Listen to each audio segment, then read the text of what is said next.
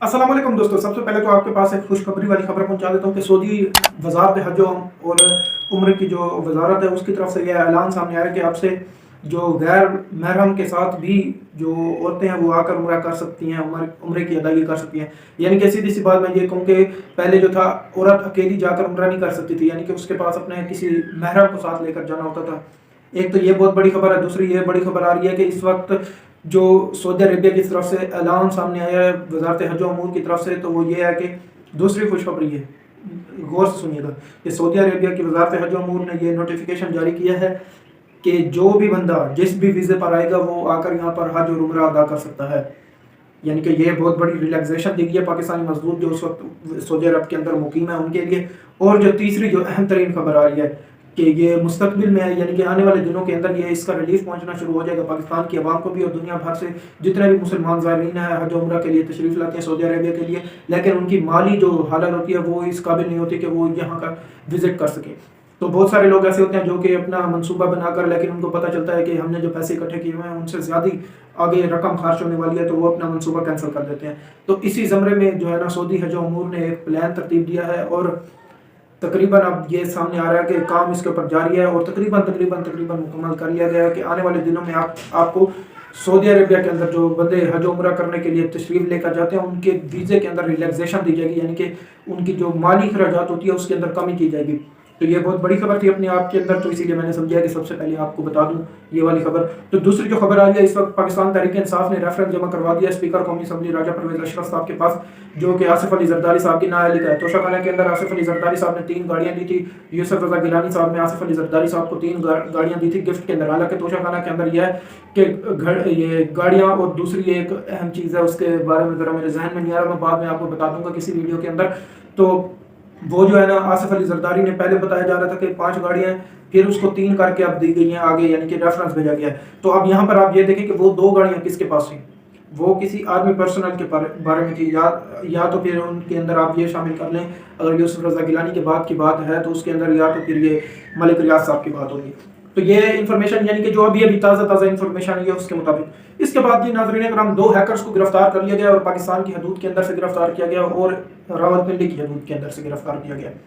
एक का ताल्लुक तो रावलपिंडी की अजला से है, लेकिन दूसरा जो हैकर है उसका ताल्लुक जो है वो पंजाब के किसी दूसरे अजला से है।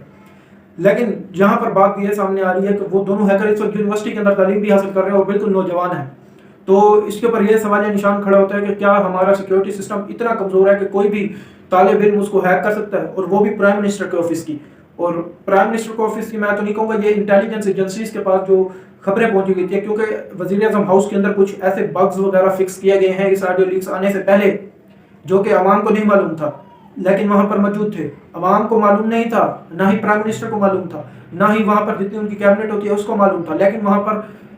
बग जो है वो फिक्स किए गए थे। अब ये किसने किए थे, क्यों किए थे और इसका मकसद क्या था करने का, और इसके क्या नताइज अक्स किए जाने थे बाद में। लेकिन इस वक्त की बड़ी खबर यह है कि 2 हैकर्स को गिरफ्तार कर लिया गया है। अब आगे मजीद तफ्तीश होती रहेगी तो आगे मजीद और कलियाँ खुलकर सामने आएंगी और आवाम को पता चलेगा क्या क्या कुछ ऐसा होता रहा है पाकिस्तान के अंदर। अच्छा जी, एक और जो इंटरेस्टिंग, यानी कि मेरे सामने से जब ये इंटरव्यू गुजरा है तो मैं तो हैरान रह गया ये बात सुनकर, क्योंकि आर्मी ने तो अभी army chief general Qamar Javed Bajwa साहब ने ये ऐलान किया था बाकायदा अपने जो कैडेट्स होते हैं उनकी यानी कि परेड हुई थी, यानी कि पासिंग आउट परेड हुई थी, उसके अंदर आर्मी चीफ साहब ने अपने खिताब के अंदर कहा था जी फौज सियासत से दूर रहेगी, और इससे पहले भी सियासत से दूर रही है और हमेशा फौज इनकारी रही है कि वो सियासत के अंदर नहीं रही। लेकिन जावेद चौधरी साहब इसके अंदर ये कह रहे हैं कि इमरान खान और आर्मी चीफ साहब की जो मुलाकात हुई है इसके अंदर आर्मी चीफ साहब ने इमरान खान को कहा कि तुम तो 22 साल से सियासत कर रहे हो, और ये बात मैं आपको कब बता रहा हूँ, ये 22 साल उनको ये कहा जा रहा था कि जब उन्होंने 2018 के अंदर हुकूमत आई थी, यानी कि अब इमरान खान साहब को कुल मिला के 26 साल हो गए हैं। मैं करेक्ट कर लूँ जी, वाकई ही 22 साल का आ गया, यानी कि जब 2018 के अंदर इमरान खान की हुकूमत आई थी अगस्त की, तब की ये बात है कि इमरान खान को कहा गया था कि तुम 22 साल स्ट्रगल करके सियासत के अंदर आए हो, यानी कि तुमने 22 साल सियासत की है, जबकि फौज पाकिस्तान की मिलिट्री एस्टेब्लिशमेंट पिछले 75 सालों से सियासत के अंदर है और पिछले 75 सालों से सियासत कर रही है।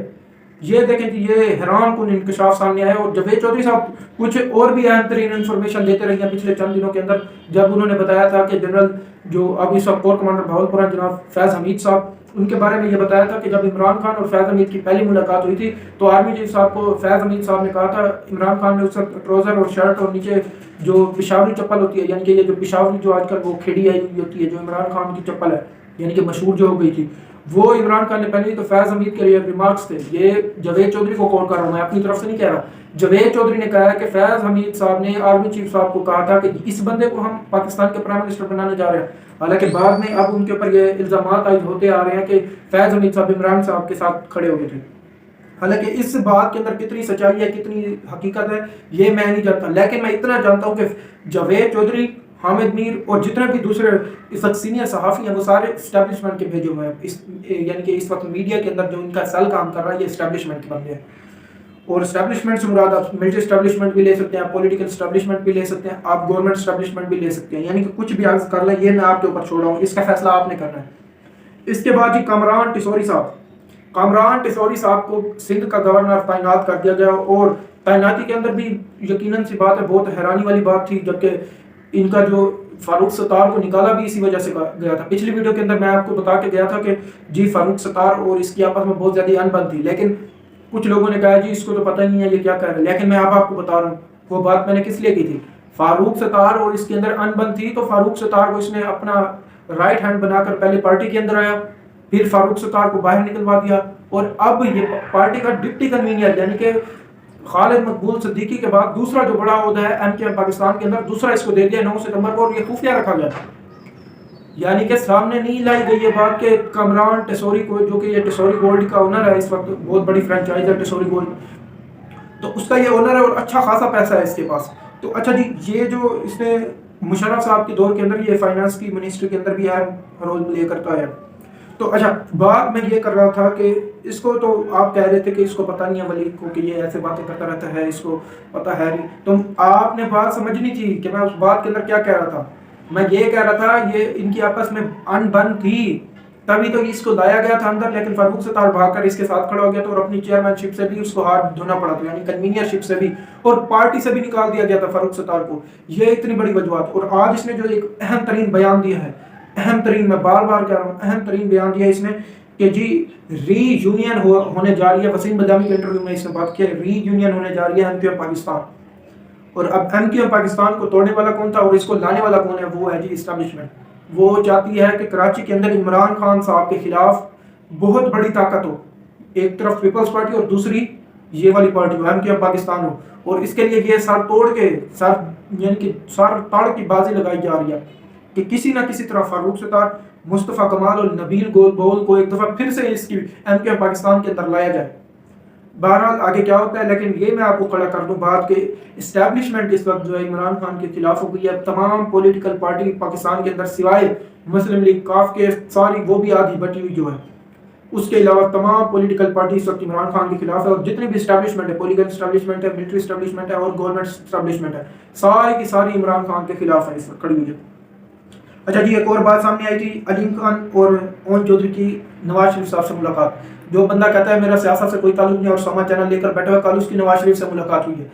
اور یہ ملاقات کس لیے ہوئی ہے اس کی تو تفصیل ابھی سامنے نہیں ہے، لیکن بہت زیادہ لوگ چہما گوئیاں ہو رہی ہیں مارکیٹ کے اندر. یعنی کہ آج کل ہماری مارکیٹ کے اوپر یوٹیوب بنی ہوئی ہے، تو یوٹیوب کے اندر بہت زیادہ چہما گوئیاں ہو رہی ہیں کہ پنجاب کی حکومت گرانے کے اوپر، یا گورنر راج لگانے کے، یا عدم اعتماد جو پیش کرے گی اس کو کامیاب کرانے کے اندر اون چودھری اور علیم خان صاحب اپنا پیسہ استعمال کریں گے. یہ ساری باتیں تھیں. اور اس کے اندر ایک اینڈ پہ میں آپ کو بتاؤں گا جی ایک بری خبر جو آ رہی ہے اس وقت، پرائم منسٹر آف پاکستان نے اعلان کر دیا کہ سردیوں کے لیے گیس کا انتظام نہیں کر سکے. یہ آخری خبر ہے، اور یہ کیوں نہیں کر سکے یہ اس کی وجہ تو آپ پرائم منسٹر آف پاکستان بتائیں گے اور اس وقت کی حکومت وقت بتائے گی. تو ناظرین کرام، اللہ حافظ، اللہ تعالیٰ آپ سب کا حامی ناصر ہو. اسی طرح ہمارے چینل کے ساتھ بنے رہیے، لائک کریے، سبسکرائب کریے، شیئر کریے اور بیل آئکن کو بٹن دبائیے تاکہ جتنی بھی آنے والی ویڈیوز وہ سب سے پہلے آپ تک پہنچ سکے اور آپ اس ملک کے باخبر شہری